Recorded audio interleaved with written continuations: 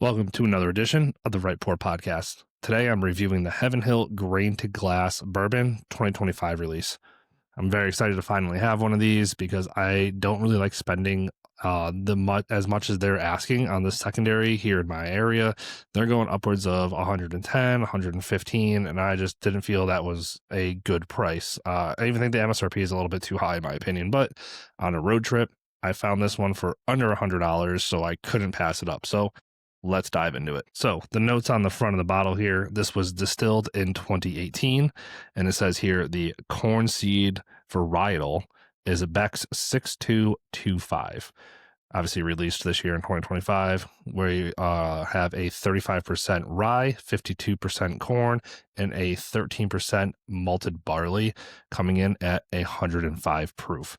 This is bottled by Heaven Hill Distillery, obviously in Bardstown, Kentucky, and it's a pretty dang good pour in my opinion. Now, I do typically like the Heaven Hill 7-year bottled and bond, and I like that they have this one as a little bit higher of proof. Yeah, the 100 proof bottled and bonds are pretty good, but sometimes I can use a little bit more proof, which brings out, in my opinion, a little bit more flavors.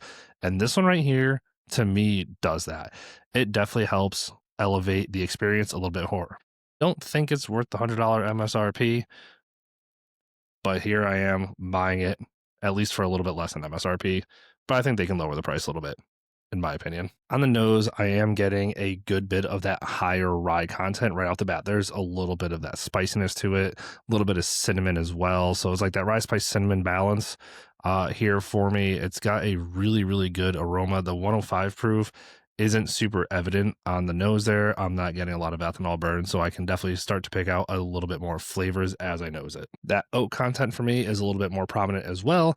And then there's a little bit of dried or dark fruit on the back end of this. So as I get the aroma, the sweetness comes in a little bit on the back end, and I really do like that. So you're getting all of the more, I guess for lack of a better term, harsher, the spicier aromas right off the bat, and then the finish is a little bit more sweet, so it doesn't really linger in your nostrils and kind of burn, which I really do like on this one.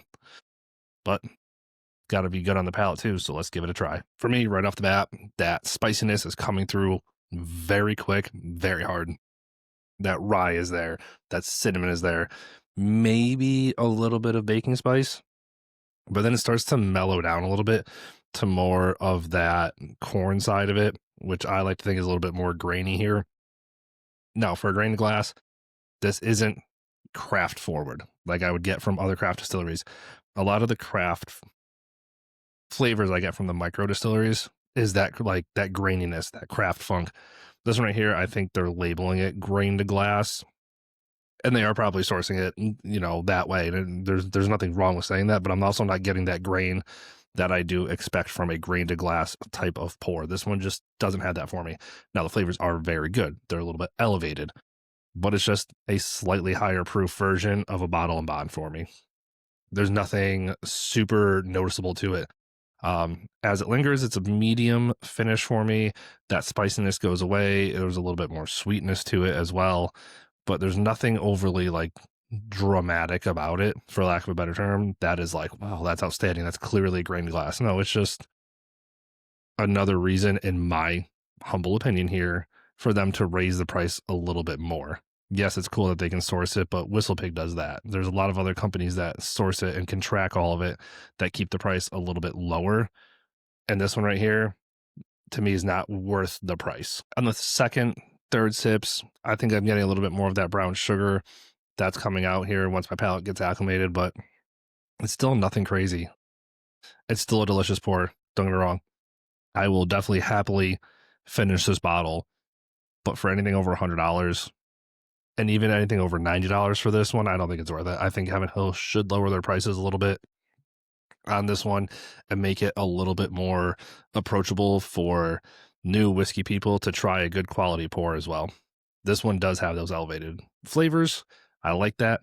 Cannot justify the price either. I'm glad I bought it. Glad I can share it with people.